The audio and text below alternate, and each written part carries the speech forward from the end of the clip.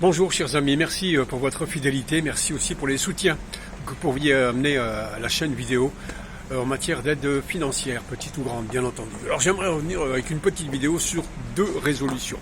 Alors deux résolutions qui ne ressemblent à rien, qui me font penser, lorsque je vois ces deux résolutions, à ceux qui ont triomphé, en apparence effectivement, me font penser à la danse des canards ou à la danse des connards, qui sont très contents de ce triomphe facile. Je pense que c'était Racine qui disait « À vaincre sans péril, on triomphe sans gloire ». Et la victoire est souvent éphémère. Je reviens à la première résolution, celle de l'ONU, où 15 pays, dont le Conseil, où certains sont abstenus concernant donc cette résolution concernant le Sahara sahraoui ou le Sahara occidental. Alors une victoire un petit peu facile qui a été fêtée un petit peu avec Derboka, Raïta, trompette, etc., mais dont la réalité est tout à fait différente. Ce sont ceux qui se sont gargarisés très vite de cette victoire facile en apparence, eh bien, oublient que cette résolution a été largement amendée. En fait, qu'elle a été beaucoup vidée de son contenu en lui donnant l'apparence d'être complètement acceptée. C'est une espèce de syllogisme, ça paraît évident, alors que le fond est un peu plus compliqué. Alors des pays se sont abstenus, comme la Russie et la Chine, qui devaient apporter en principe leur soutien à l'Algérie dans cette résolution. L'Algérie qui soutient donc Sahara occidental, comme le fait une grande partie de l'Afrique d'ailleurs, ou comme l'a fait notamment Thomas Sankara et l'OUA aussi. On oublie souvent que le continent le plus concerné est l'État africain et le continent africain, et il a toujours été pour l'indépendance du Sahara occidentale. Alors, pour revenir un petit peu là-dessus, et ceux qui sont gargarisés très vite, comme les fachos du Front National qui se sont aussi gargarisés très vite, dans ces deux résolutions, j'ai envie de dire, les cons osent tout, et ils triomphent effectivement sans gloire. Alors, je reviens à cette résolution qui a été votée à l'ONU, concernant le Sahara occidental. Alors il faut savoir que les Sahraouis ne se laisseront jamais virer de chez eux, parce qu'ils n'ont pas d'autres terres où aller, d'autres pays où aller. Ils sont comme les Gazaouis, comme les Palestiniens. Ils resteront chez eux, et comme le dit ce proverbe érythréen, celui qui n'est pas prêt à mourir pour sa terre est indigne d'y vivre. Et les seuls prêts à mourir pour cette terre-là sont les Sahraouis. Et ceux qu'on veut importer une politique de peuplement, un petit peu comme le feraient les sionistes, eh bien, se tromperont très vite, et ils auront du mal à vivre sur une terre qui n'est pas la leur, parce qu'au fond d'eux-mêmes, ils n'ont pas la vérité de ce sentiment de territorialité et d'origine. Alors, il y a beaucoup effectivement de flûte qui a été jouée. Certains ont tout de suite fêté cette résolution gagnée par le gouvernement et les influenceurs ou l'État profond du Maroc en apparence, qui sont loin d'être marocains.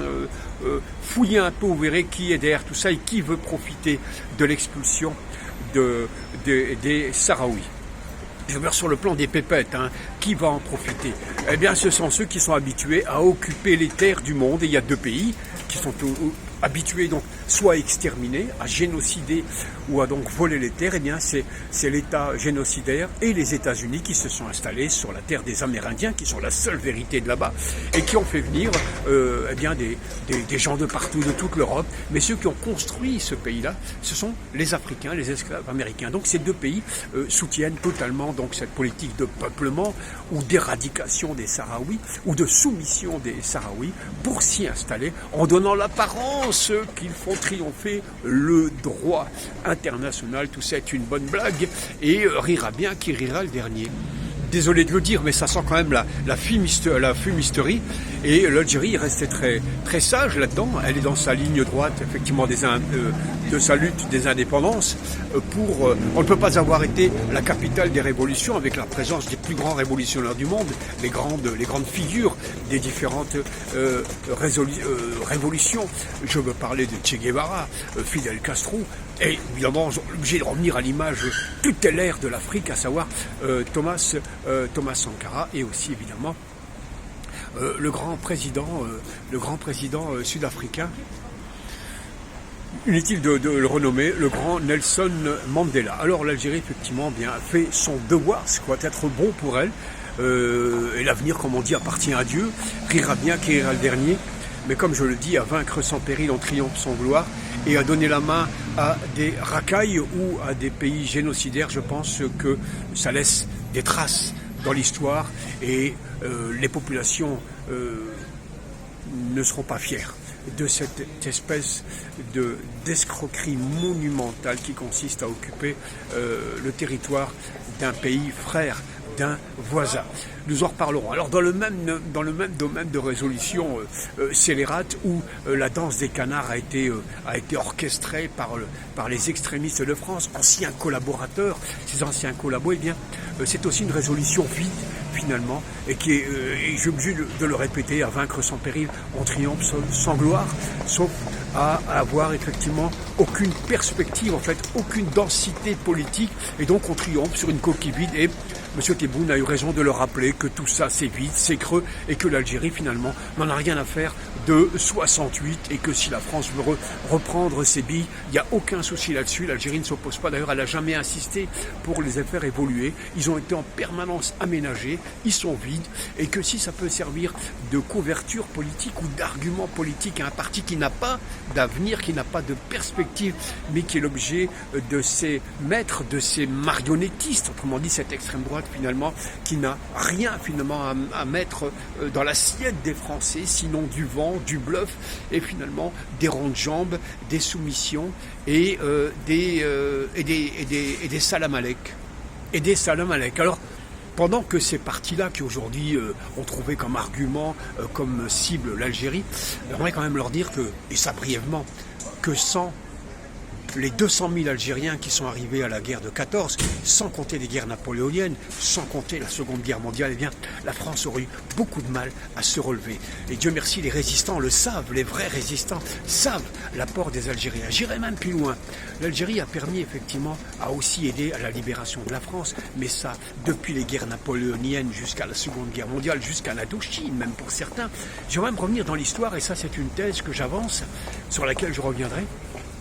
Même les Gaulois réfractaires, injuriés donc par le président Macron, et bien même ces mêmes Gaulois, donc il y a 2000 ans, et bien j'ose cette thèse, ont été rendus libres grâce à la résistance des Numides, autrement dit nos ancêtres Amazirs, nos ancêtres berbères, de Jugurtha à Massinissa, et même en passant par Hannibal, le Phénicien, donc potentiellement un arabe. Eh bien, c'est cette résistance qui a 2000 ans qui a fait reculer Rome et qui a affaibli Rome et qui a permis donc aux Gaulois, donc à la Gaule, de se libérer de cette étreinte.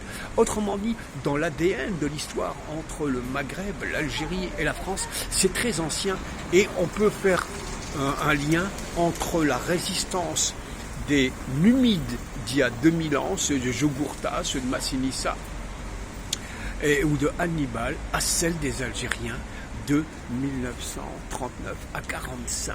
Mais bon, beaucoup d'ingratitude, passons, la culture, le savoir n'est pas la nourriture de cette racaille d'extrême droite. Sur ça, j'y reviendrai. Donc ces deux résolutions, bien, elles se ressemblent beaucoup par leur vacuité, par leur ingratitude, par leur bassesse et par leur désir de domination sur du vent. Sur du vent. Alors, ils ont fait la fête, comme je disais, ils ont fait la hafla, ils ont fait la tamara, ils ont fait la zarda sur cette résolution à l'extrême droite, mais bon, on y reviendra. Dans ce domaine-là, d'ailleurs, j'aimerais aussi revenir sur un petit aspect de l'actualité. Revenons en France sur des choses urgentes, sur lesquelles il faudrait vraiment une résolution, mais là-dessus, les fachos s'en fichent pas mal. C'est ces fameuses poupées qui poussent à la pédocriminalité vendues au BHV par chaîne. Alors chaîne, je ne sais pas ce que c'est, mais ça a déchaîné certaines passions, et c'est très bien comme ça, pour protéger les jeunes français, mais aussi les jeunes du monde entier, avec sous prétexte d'amuser les gens, sous le prétexte de c'est pas grave, sous le prétexte que vous n'avez rien compris, qu'il faut être branché, il faut vivre avec son temps, eh bien on vend, on propose, on sous-entend la pédophilie, la pédocriminalité avec ces poupées vendues par-ci par-là. Alors j'espère que le gouvernement, qui cette fois-ci sera à la hauteur, au lieu de nous bassiner avec les résistances, avec l'aide, la protection des LGBT, etc. Là, il y a urgence. C'est l'enfance qui est en danger. Et j'espère que le pays sera capable de bouger un doigt, d'oublier un moment l'Algérie, d'oublier un moment le voile, les femmes voilées, l'islam, etc. De cesser de promener les gens parce que nous sommes au pied du mur et c'est l'enfance qui est en danger. On verra s'il y a quelque chose qui sera fait autour de ça. Un autre aspect aussi qui est très très grave, c'est la consommation gravissime du peroxyde d'azote, vous savez, les fameux ballons. Hein. On est loin du football, là. Ce peroxyde d'azote qui fait des drames. À Lille, 2 personnes sont mortes, je pense, suite à ces accidents et cette consommation terrible qui détruit littéralement le cerveau. Là aussi, ça se vend sur le net, etc. Est-ce que ce poison qui met en danger la jeunesse, est-ce qu'un gouvernement sera capable aussi de prendre des décisions, au lieu de nous bassiner avec des illusions de guerre en Ukraine, de coupables de tout, Poutine, etc. Est-ce qu'il va un jour un peu s'occuper aussi de ce qui se passe en France? Sur tout cela, j'aimerais conclure avec le commandant Cousteau, qui présentait cette fameuse émission concernant la mer. J'aimais assez ce qu'il disait et je le cite parce que j'ai l'impression qu'il y a vraiment, et vous le voyez bien, un effondrement des valeurs morales, un effondrement des solidarités et une médiocrité qui s'est généralisée au sein des décisions gouvernementales. Cousteau disait, en regardant les milliards dépensés pour nourrir les animaux domestiques aujourd'hui, il s'étonnait que dans le même temps on laissait mourir des millions de gens dans le monde, l'Afrique, Gaza notamment, et que ces crimes-là, il se disait que lorsqu'un pays est incapable de prioriser ses urgences, ses inquiétudes, est un pays qui était gravement en danger, qui était le début d'un effondrement. Voilà ce que je voulais simplement vous dire. Merci en tout cas une fois à toutes et à tous, partagez, j'attends vos commentaires. Merci infiniment.